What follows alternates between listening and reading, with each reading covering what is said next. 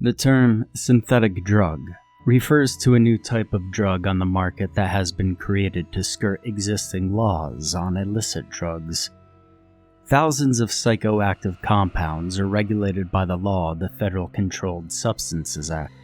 However, in creating synthetic drugs, manufacturers alter the chemical structure of an illegal drug, modifying it to create an analog or derivative of that drug to, essentially, make it quote-unquote legal. Synthetic drug manufacturers are devious in marketing their goods. This is known. Furthermore, it's also known that synthetic drugs induce a variety of side effects which can vary from person to person. Often lack of pain response, hallucinations, and a severely hindered judgment. Now, I don't know how much of those facts and statistics are relevant to me and what happened to me, but I need answers. Answers to dangerous questions. Questions I shouldn't be asking.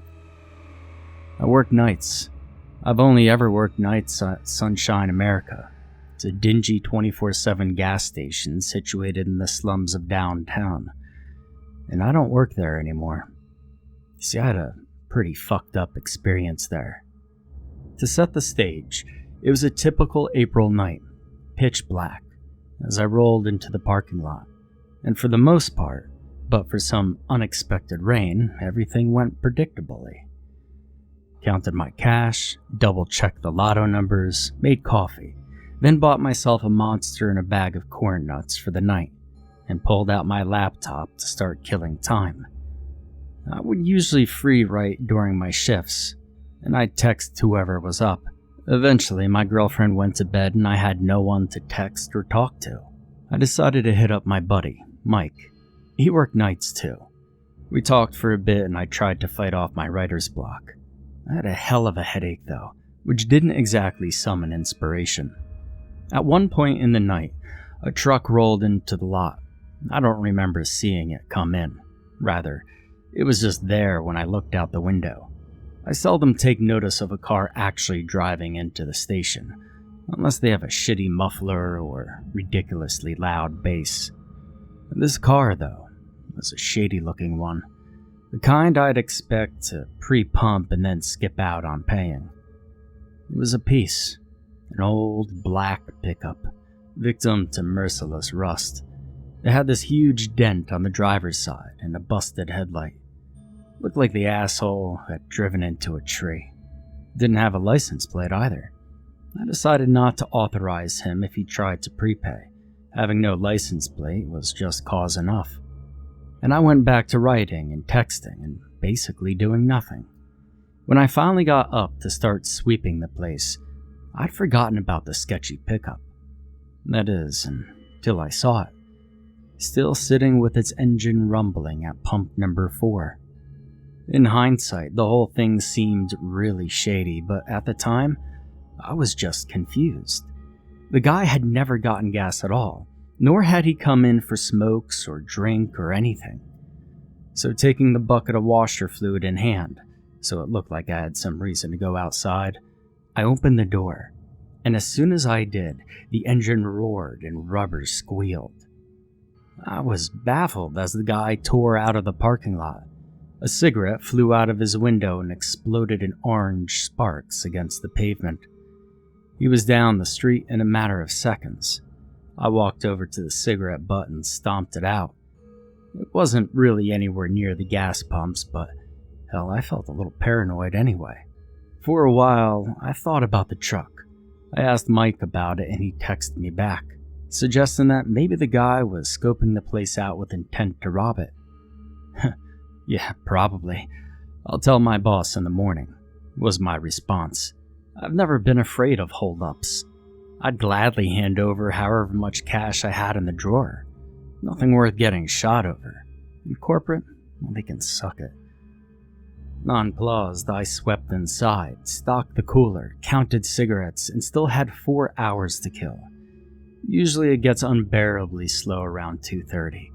But it had been slow as hell even before then. I did a routine walk around the store, just to check on everything. My writer's block was still weighing heavily on me, and Mike was getting slower with his responses. I noticed at some point that my cash register screen had the out-of-paper symbol lit up for pump 4, which was weird because I don't remember anyone stopping to fuel at that pump in a while. But then again, a lot of people come and go, and when I'm doing the cooler, I don't notice. Taking the pump keys and a new roll of paper, I went outside. It was a nice night. I decided to have a smoke break once this was taken care of. And I remember thinking that because I vividly recall the feeling of cosmic coincidence that overcame me when I approached the pump. I thought there were blue L&Ms at first, just by the color of the box. But when I took the cigarettes down from the top of the pump, I was taken aback to find no brand name, no design, no disclaimer, no barcode, no serial number, absolutely nothing. But they hadn't been open, and by that, I mean that the whole box still had the plastic wrapping on it. Now I remember thinking, hell, are these even cigarettes? But I stock about 100 of these fuckers every night, and they felt like a box of cigarettes to me. More curious than anything, I opened them and checked. Sure enough, they were cigarettes. Pretty normal looking too. Now, I was 18, mind you. Free smokes were a thing of celebration. A lucky find. Not something considered sketchy or even that unusual. Someone left them here, I reasoned. And they're probably some foreign brand. Or it was some printing fuck-up. Either way, the seal hadn't been broken, so I figured they couldn't be tampered with. Same rule as beer, right? And for that matter, having any kind of plastic wrapping at all made them authentic. With my logic. I'm sure by now you've deduced that there was something wrong with these smokes.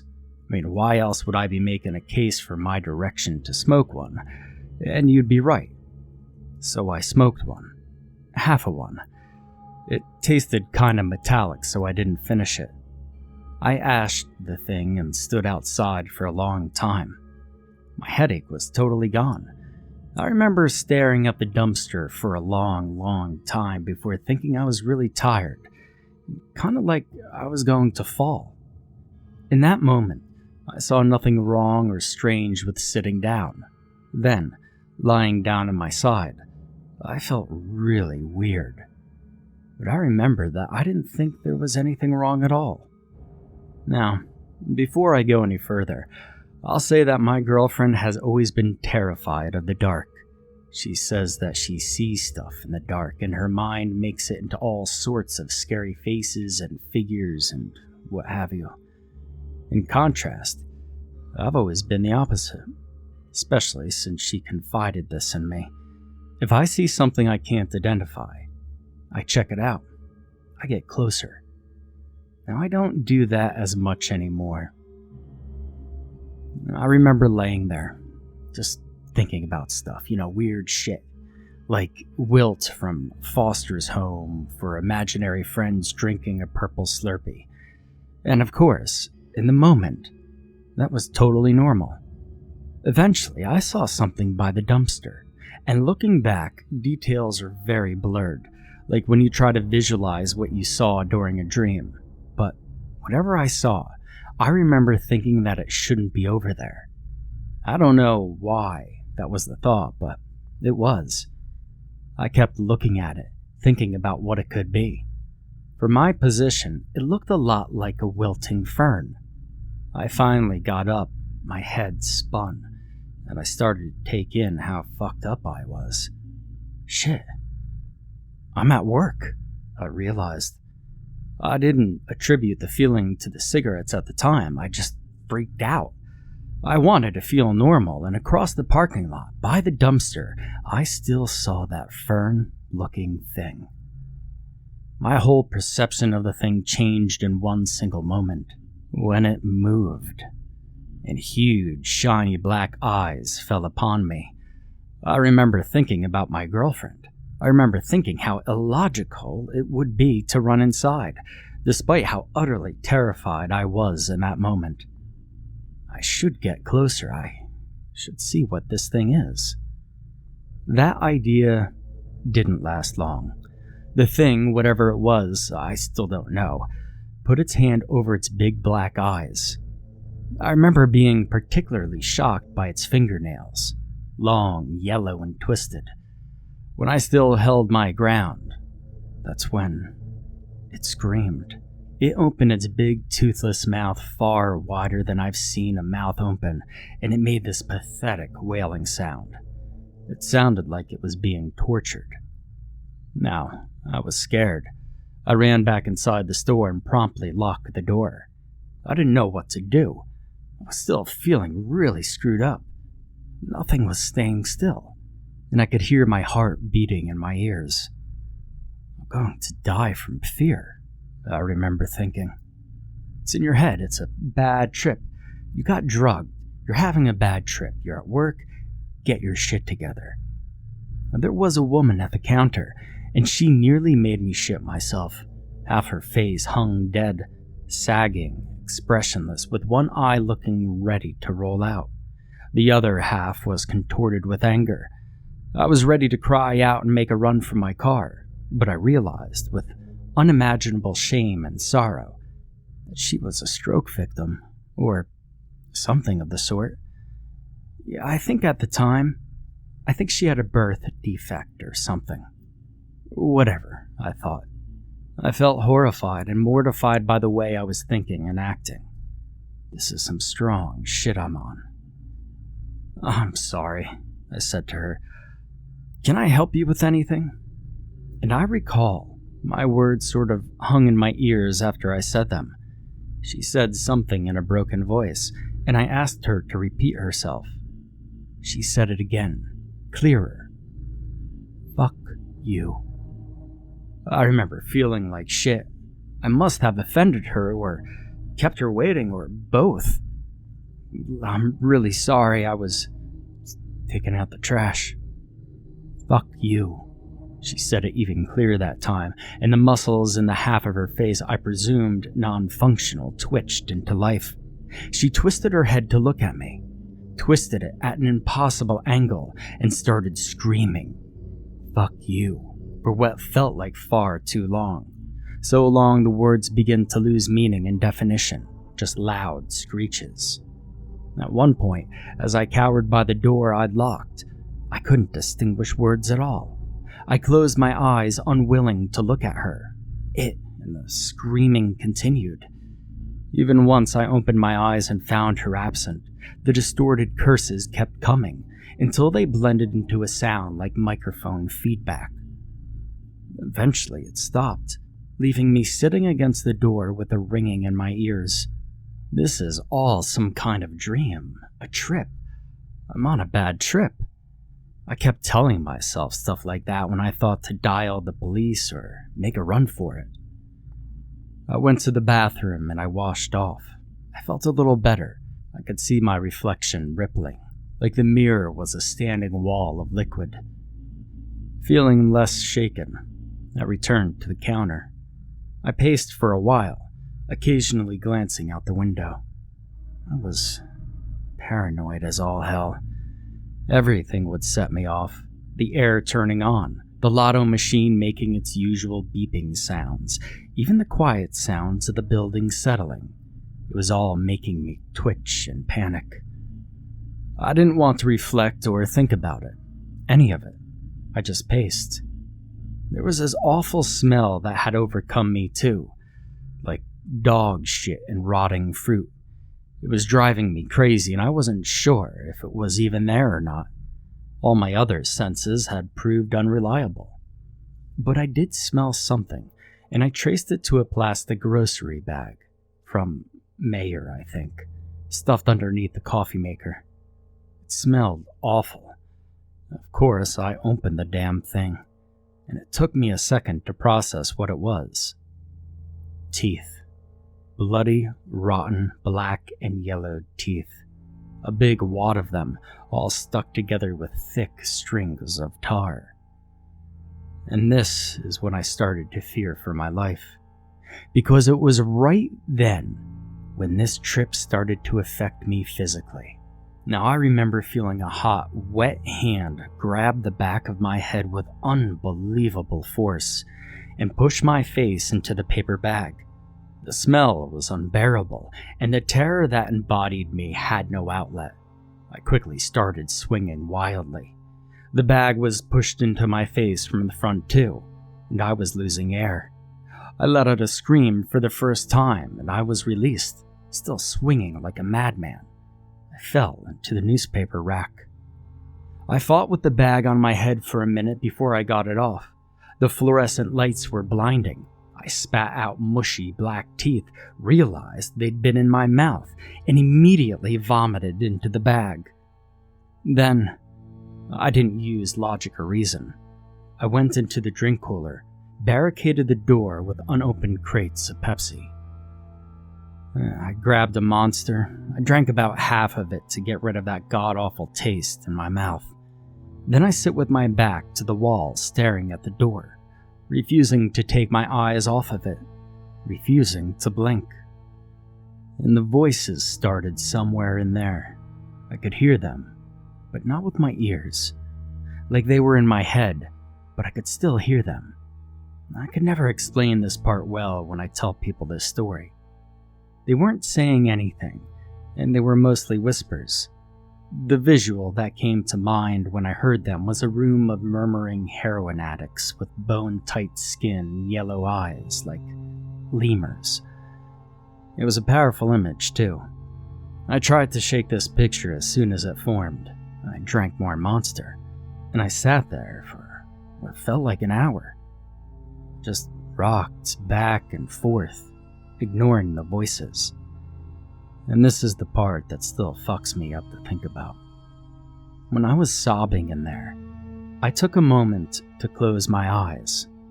When I opened them, I saw myself sitting against the door to the cooler across from me. The thing looked just like me, but was barefoot, and it wore a wide smile. It had no eyes or nose. It got up on all fours and ran at me. I tried to shield myself, but the next thing I knew, I was on the floor, and I felt more pressure on my head than actual pain. And I threw up again, this time blood and bile. I was alone in the cooler now. I lay there for a while before I managed to get up and take in the silence, the normality.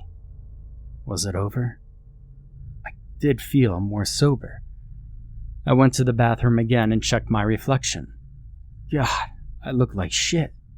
Puke stained my collared shirt, and blood was smeared on my face.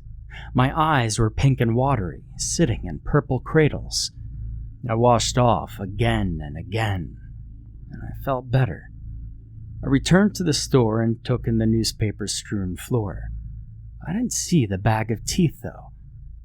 I didn't think to look for it at that time, and I never found it either. It was only later when I remembered it. I checked my phone. No new messages. That's kind of weird. I expected a few from Mike, wondering what I was doing. After I cleaned up the newspapers, which were yesterday's anyway, I felt my phone vibrate. All right, well, be careful. I stared at it. He was responding to my last text, the one I'd sent hours ago. I looked at the clock to see just how long it had been, and I nearly dropped the stack of papers in my hand. 2:39. That was impossible. Completely fucking impossible. 9 minutes? That all happened in 9 minutes? No fucking way. I tried to wrap my head around this as I cleaned up the vomit and blood in the store and in the cooler. I felt okay, though. I felt fine, really. Kind of congested, but that's all. And from there, everything seemed normal. Eventually, I unlocked the door, but it was a tough decision. I told Mike about it all, and at first, he laughed at me. Then, when I brought up the cigarettes, he told me what I was already thinking, that they were laced with something. And I wanted to agree with him, but there was so much that argued that. The clarity of the whole experience, the plastic wrapping on the cigarettes. And later that day, my boss called. asking if I knew anything about why the cameras shut off around 1 in the morning, around when that truck pulled up. I don't know. I have no clue. The realist in me is prevailing. I need to know one way or another. Did it happen, or didn't it? I survived it, whatever it was. You'd expect me to throw those smokes out on the highway, but I didn't. I still have them. I have the pack right here next to my laptop, and that's why I'm writing this. I need advice. I need help. I have a strong desire to find out. I mean, I survived it once. If I smoked one with a friend in my own room, well, then I'd know. Then maybe I'll have some peace. They're calling to me. Those voices. I hear them some nights in my dreams. Oh, I hear them. What should I do? This is what happened next. I've been up for 3 nights. Energy shots and cold showers help. I don't want to sleep. It's been much worse lately. The dreams and the voices. I won't smoke any more of these things, I've decided. I need answers first, and I need these maddening voices and whispers to stop barraging my nights. I have to listen to music, TV, something at all times, where I start to hear them. So far, I've only told Mike about what happened. Why didn't you call the police? Mike had asked me. Well, I wasn't exactly thinking straight.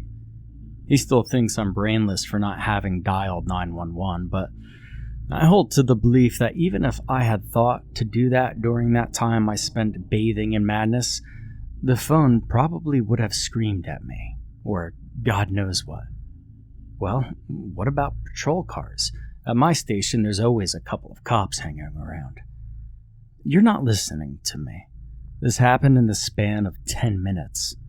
No matter how many times I tried to explain it, he just never seemed to grasp the absolute terror I'd suffered through.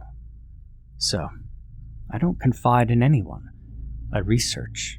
I follow every lead I get, though I haven't found many. Even if it was a drug that caused all of this, it doesn't explain away everything. Why it's still affecting me. And then there's the cameras. They didn't capture any of my experience. My boss said that they shut off. I had to see for myself. Thus begins my descent into psychosis. I'm well aware. After a lot of persuading, my boss, well, former boss now, let me take a good look at the tapes. And sure enough, right as the truck pulls into the parking lot, the camera distorts, statics, and then cuts out to a blue screen. It resumes at 2:39 in the morning. There are a lot of ways to trick cameras, I've learned. They could have used a jammer, this little device that can block wireless signals. But the cameras at Sunshine America are wired, and everything they record is fed right into the back room, my boss's office. And who exactly are they? Who do I think is responsible for all this? Well, that's the question I've been at a complete loss to answer. Whoever, or dare I say, whatever, did this had no license plate, and I never got a look at them.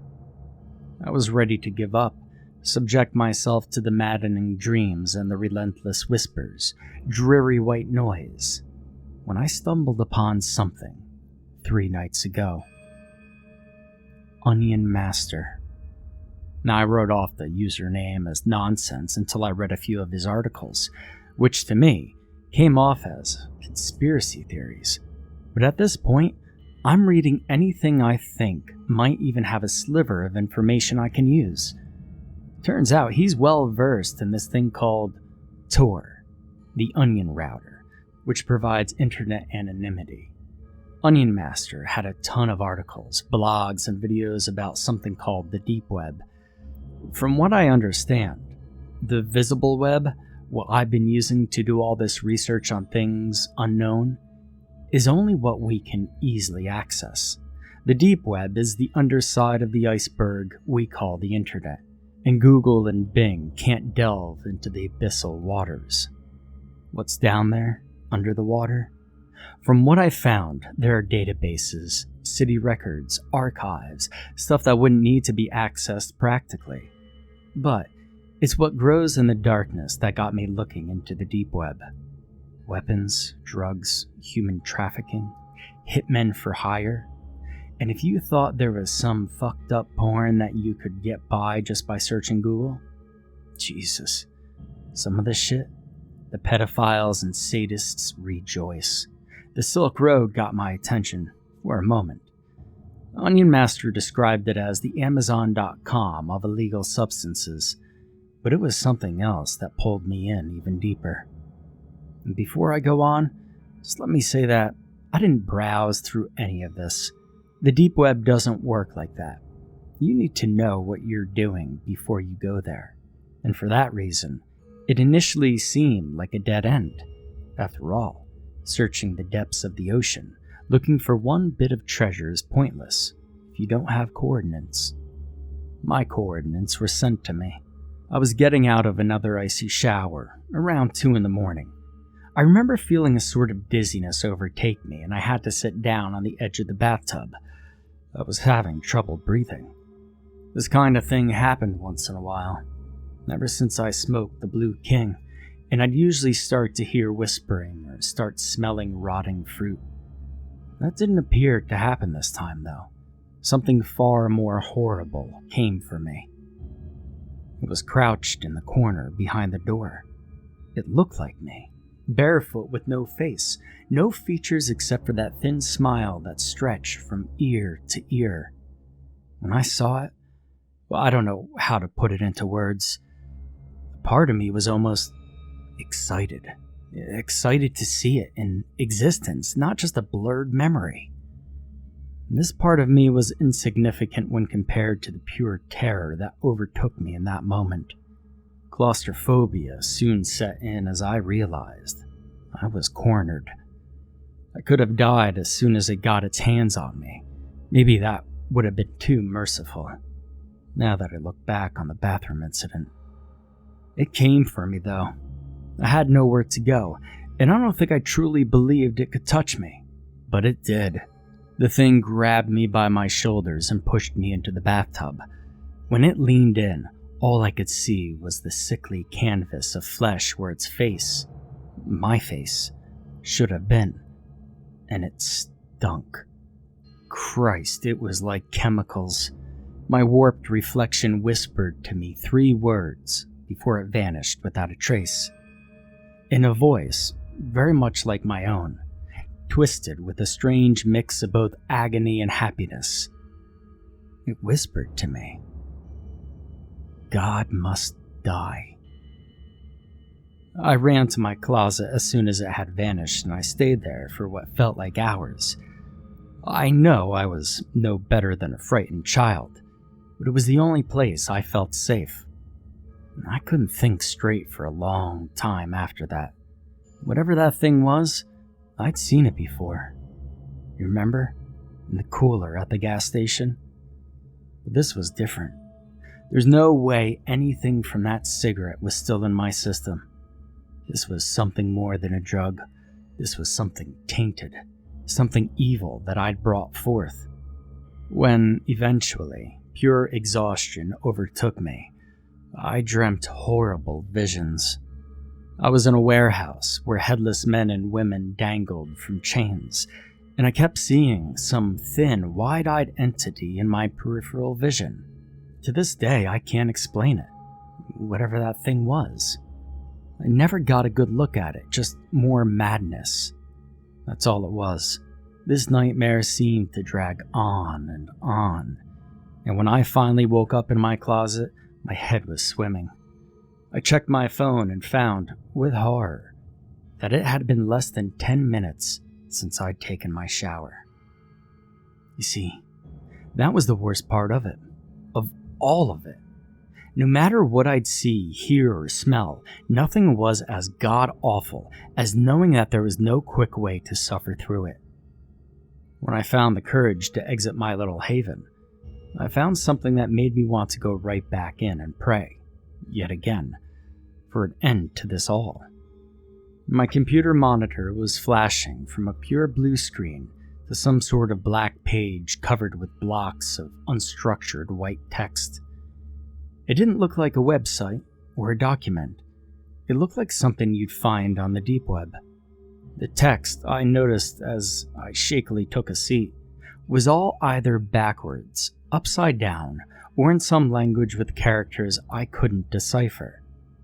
But a good amount was in English. I tried to scroll down, but the lag was horrible. The picture that eventually landed on my screen is one that truly hammered the final nail into my sanity's coffin. It was a poor resolution image of a warehouse. People, headless people, hung from chains in there.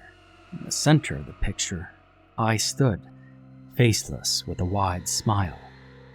Beneath the image were the words, in upside-down text, "God must die."